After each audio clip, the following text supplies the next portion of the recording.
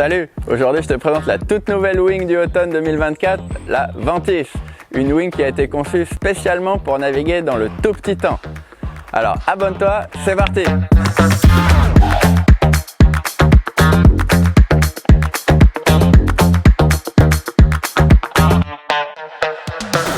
Donc la Ventis, elle a été créée spécialement pour le freeride dans le light wind, donc vraiment pour s'éclater dans le tout petit temps, même si les conditions sont très légères. Et elle est idéale notamment pour les gros gabarits. Elle est disponible en deux tailles uniquement, 7 mètres et 8 mètres, donc des très grandes tailles pour des wings.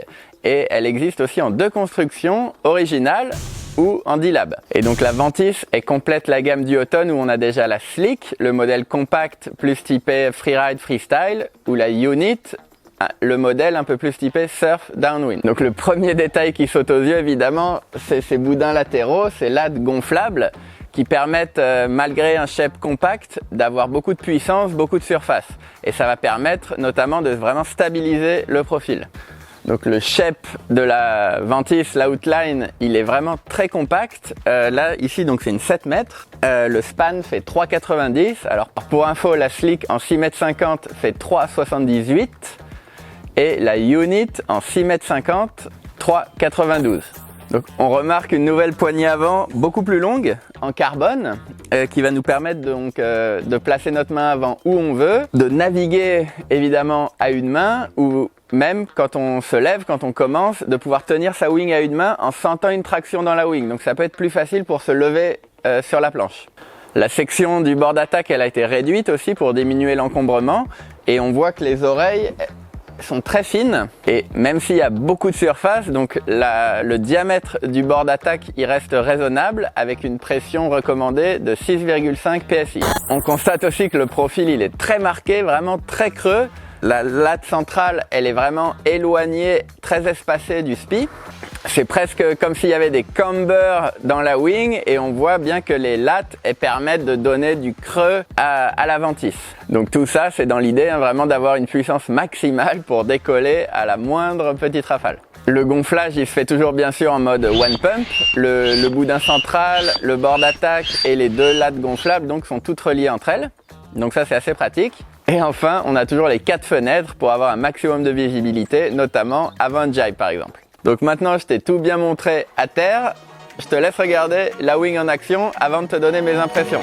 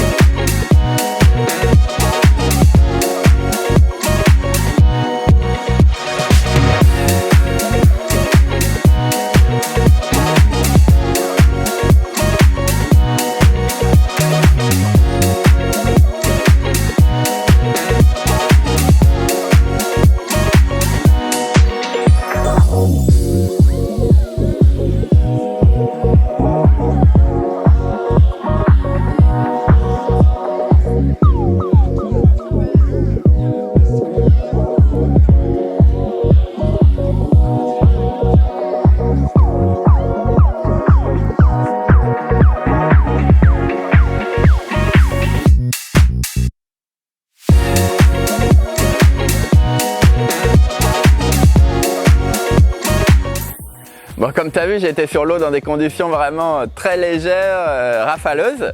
Des conditions où normalement je vais même pas à l'eau. Mais je dois avouer que vraiment je me suis éclaté. La Ventis, elle m'a impressionné par sa facilité et puis sa puissance, quoi. Moi normalement ma plus grosse wing c'est une 5 mètres. Donc évidemment la 7 mètres ça m'a paru un tout petit peu plus lourd et encombrant. Mais moins qu'une 6 mètres Unit par exemple. Parce que on sent vraiment qu'elle elle tire vers le haut, elle est comme un peu autoportée, ça on le sent même en la tenant tout de suite sur la plage.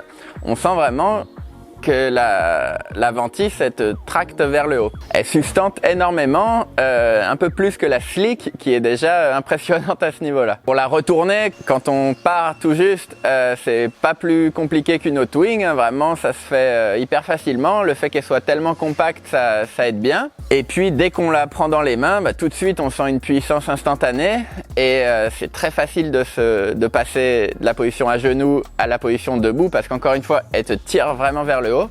Et ensuite il y a à peine besoin de pomper, tout de suite la planche elle accélérait et la wing te tirait vers le haut et j'étais sur le foil.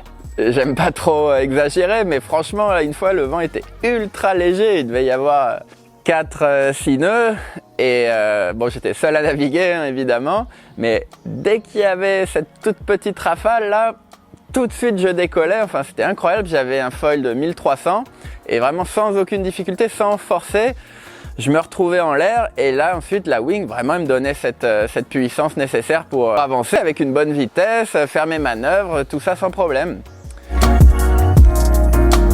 Donc dans les jibes ou les virements, pareil, c'est à peine plus encombrant que la wing que j'utilise d'habitude, que ma 5 mètres. On la récupère tout de suite, elle reprend sa puissance instantanément, donc on garde le vol sans aucun problème. Elle est assez légère, hein, la Ventis, et donc vraiment je m'éclatais à naviguer dans pas de vent, la mer était toute plate, c'était super sympa.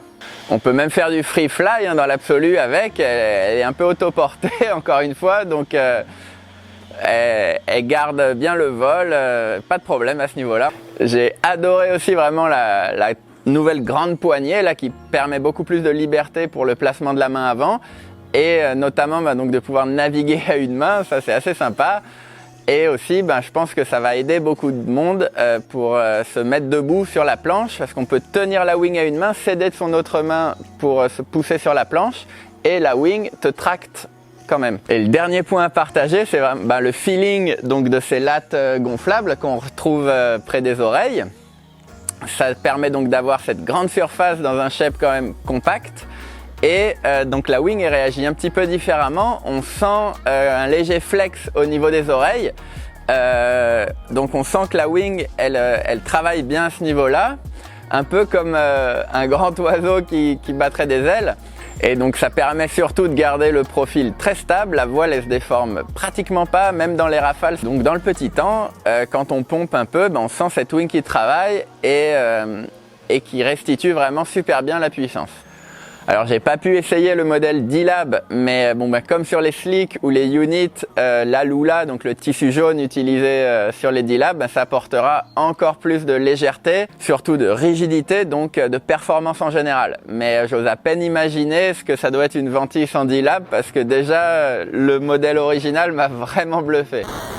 Donc la Ventis c'est vraiment une wing facile et puissante pour tous ceux qui veulent s'éclater dans le tout petit temps, même quand les conditions sont vraiment capricieuses. Une wing qui va te permettre de décoller à la moindre rafale, de faire tes transitions, ça va même t'aider à progresser parce qu'elle tient vraiment très bien en l'air. C'est une wing qui va rester peu encombrante par rapport à sa surface et qui est vraiment facile. Donc pour les conditions vraiment très très légères comme on peut avoir des fois sur les lacs ou avec du vent de terre, quand c'est très rafaleux, c'est la wing idéale pour vraiment naviguer au maximum sans avoir à se soucier de la météo.